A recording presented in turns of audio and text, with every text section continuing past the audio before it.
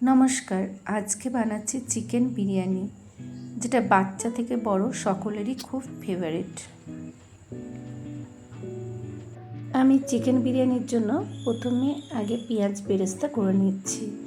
তার জন্য আমি কড়াইয়ে বেশ কিছুখানা সাদা তেল দিয়েছি আর ছোটো ছোটো করে কেটে রাখা পেঁয়াজগুলো তেলে ছেড়ে দিয়েছি এবং হালকা ব্রাউন হয়ে গেলে আমি একটা ছাঁকনির মধ্যে সমস্ত পেঁয়াজগুলো রেখে দিলাম এবং তেলটা ভালো করে ছেঁকে নিলাম। এরপর সেই তেলের মধ্যে আমি কেটে রাখা আলুগুলো দিয়ে দিয়েছি। আলুগুলো আগে থেকে নুন আর হলুদ মাখিয়ে রেখেছিলাম। আলুগুলো যখন ভালো করে ভাজা হয়ে যাবে তখন আমি তুলে নেব। আমি 1 কেজি 750 চিকেন নিয়েছি। আমি চিকেনগুলো ভালো করে ধুয়ে তেলের মধ্যে দিয়ে ভেজে নিলাম। সমস্ত চিকেনগুলো আমি হালকা করে ভেজে নিয়েছি। চালের পরিমাণের থেকে যদি চিকেনের পরিমাণ বেশি হয় তাহলে বিরিয়ানি খুব টেস্টি হয়, আর চিকেনের পিসগুলো একটু বড় সাইজের নেবেন। এরপর সেই তেলের মধ্যে দিলাম পেঁয়াজ বাটা, 2 চামচ পেঁয়াজ বাটা। পেঁয়াজ বাটাটা যখন একটু ভালো করে ভাজা হয়ে যাবে তার মধ্যে দিয়ে দিলাম 2 চামচ আদা রসুন বাটা। আদা রসুন বাটাটাও ভালো করে পেঁয়াজের সঙ্গে একসঙ্গে ভেজে নিলাম। দিয়ে দিলাম কতকগুলো কেটে রাখা কাঁচা লঙ্কা। এরপরে দিলাম টমেটো পেস্ট, একটা বড় সাইজের টমেটো পেস্ট করে দিয়ে দিলাম। এরপর সেই তেলের মধ্যে দিয়ে দিলাম 8 চামচ জিরে গুঁড়ো, 8 চামচ ধনে গুঁড়ো, 8 চামচ হলুদ গুঁড়ো, 8 চামচ কাশ্মীরি লঙ্কা গুঁড়ো আর 8 চামচ ঝাল লঙ্কা গুঁড়ো আর কিছুটা পরিমাণ চিনি। এর মধ্যে আমি হলুদের পরিমাণ খুব কম দেব, কারণ বিরিয়ানিতে হলুদটা কম লাগে। আমি দিয়ে দিলাম কিছুটা পরিমাণে গোটা গরম মশলা ফোড়ন, কারণ প্রথমে আমি গরম মশলা ফোড়নটা দিতে ভুলে গেছিলাম, তাই আলাদা করে তেলের সঙ্গে ভেজে ফোড়নটা দিয়ে দিলাম। এরপরে দিয়ে দিলাম কিছুটা পরিমাণে গুঁড়ো গরম মশলা আর 8 চামচ চিকেন মশলা, আগের থেকে ফেটিয়ে রাখা টক দই দিয়ে আর একটু মশলাটা নাড়াচাড়া করে তারপরে দিয়ে দিলাম ভেজে রাখা চিকেনগুলো আর দিলাম 1 চামচ নুন। এরপর চিকেনগুলো খুব ভালো করে ওলটপালট করে মশলার সঙ্গে মিশিয়ে নিলাম। তারপর দিয়ে দিলাম ভেজে রাখা আলুগুলো, সব একসঙ্গে ভালো করে মিশিয়ে নিলাম। ঢাকা দিয়ে রেখে দিলাম আধ ঘন্টার জন্য কম আঁচে। এদিকে আমি 1 কেজি চাল নিয়েছি, চালটাকে 2-3 বার জল পাল্টে ভালো করে ধুয়ে নিলাম। এবার ঢাকা দিয়ে রেখে দিলাম 1 ঘন্টা। একটা বাটির মধ্যে 200 ml দুধ নিলাম, তার মধ্যে কিছুটা পরিমাণে কেশর নিলাম আর অল্প একটু স্যাফরন রং নিলাম, নিয়ে গুলে নিলাম। অল্প একটু পরিমাণে মিঠা আতর নিলাম আর নিলাম কেওড়া জল 3 চামচ, 3 চামচ নিলাম গোলাপ জল আর নিলাম বিরিয়ানি ফ্লেভার। এটা দিলে বিরিয়ানির একটা খুব সুন্দর সেন্ট হয়। বিরিয়ানি ফ্লেভার দিয়েছি অল্প একটু। সব ভালো করে একসঙ্গে মিশিয়ে নিয়ে ঢাকা দিয়ে রেখে দিলাম। কিছুটা পরিমাণে পুদিনা পাতা কুচো কুচো করে কেটে নিয়েছি আর ধনে পাতা কুচো কুচো করে কেটে নিয়েছি আর বিরিয়ানি মশলা আর নেব ঘি, গাওয়া ঘি 100 পরিমাণে, কিছুটা পরিমাণে তেজপাতা আর আলু বোখরা নেব। আধ ঘন্টা পর কড়াইয়ের ঢাকনাটা খুললাম, দেখলাম তেল সেপারেট হয়ে গেছে এবং বেশ ভালোভাবে কষা হয়ে গেছে। এরপর আমি আলুগুলো চিকেন থেকে সেপারেট করে আমি আলাদা জায়গায় তুলে রেখে দেব। সমস্ত আলুগুলো তুলে আমি একটা বাটির মধ্যে রেখে দিলাম। এরপর আমি চিকেনের মধ্যে কিছুটা পরিমাণে বিরিয়ানি মশলা দিলাম আর দিলাম আলু বোখরাগুলো, অল্প একটু পরিমাণে ধনে পাতা, অল্প একটু পরিমাণে পুদিনা পাতা, সামান্য একটু মিঠা আতর, 1 চামচ কেওড়া জল, 1 চামচ গোলাপ জল আর দেব অল্প একটু পরিমাণে বিরিয়ানি ফ্লেভার আর দিয়েছি অল্প একটু পরিমাণে পেঁয়াজ বেরেস্তা, সেটা স্কিপ হয়ে গেছে। সব একসঙ্গে খুব ভালো করে কিছুক্ষণ নেড়ে নেব। তারপরে গ্যাস বন্ধ করে ঢাকনা দিয়ে আরও কিছুক্ষণ রেখে দেব। এরপর আমি টি স্ট্রেনারের মধ্যে অল্প একটু পরিমাণে লং, এলাচ, দারচিনি, জায়ফল, জয়িত্রী দিয়ে টি স্ট্রেনারটা ভালো করে এঁটে জলের মধ্যে দিয়ে দিলাম।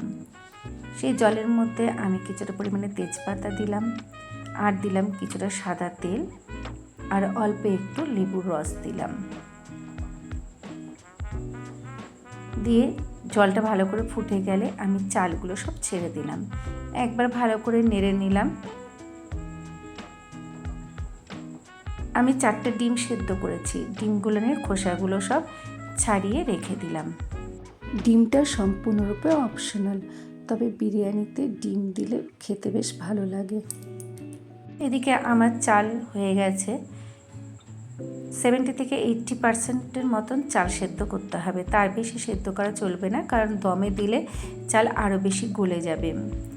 এরপরে আমি হাঁড়ির মধ্যে একটু তেল বুলিয়ে নিলাম, যাতে হাঁড়ির গায়ে চালগুলো না লেগে যায়।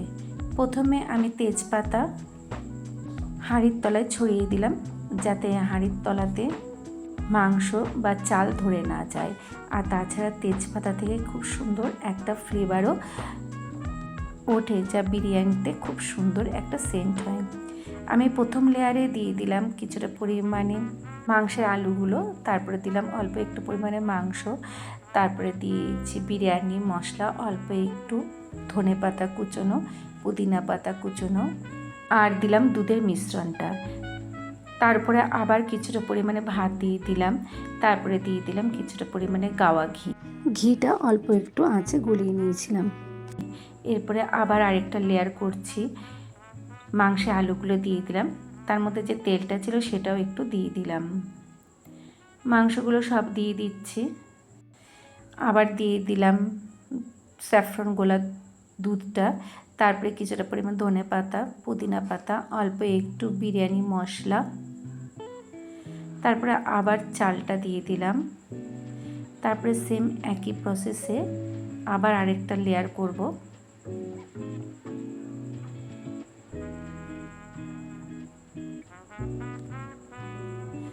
এরপরে ডিমগুলো দিয়ে দিলাম। সেদ্ধ করা ডিমগুলো একদম তলা দেওয়া যাবে না, উপরে দিলেই হয়ে যাবে। তারপরে আবার ধনে পাতা, পুদিনা পাতা ছড়িয়ে দিলাম, আর দিলাম দুধের মিশ্রণটা, একটু বিরিয়ানি মশলা আর একটু দিয়ে দিলাম। তারপরে বাকি যে চালটা আছে সমস্ত চালগুলো সব দিয়ে দিলাম, ভালো করে ছড়িয়ে দিলাম।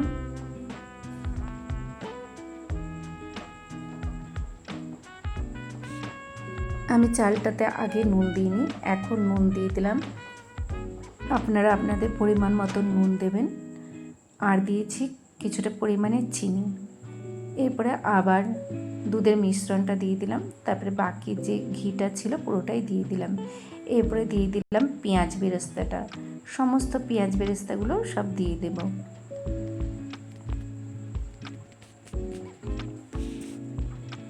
এরপরে অ্যালুমিনিয়াম ফয়েলটা আমি ভালো করে এঁটে দিলাম। দুটো অ্যালুমিনিয়াম ফয়েল দিলাম, এইটা দিলাম এবং এর উপরে আরেকটা দিয়ে দিলাম, যাতে পেপারটা একদমই না বেরিয়ে যায়।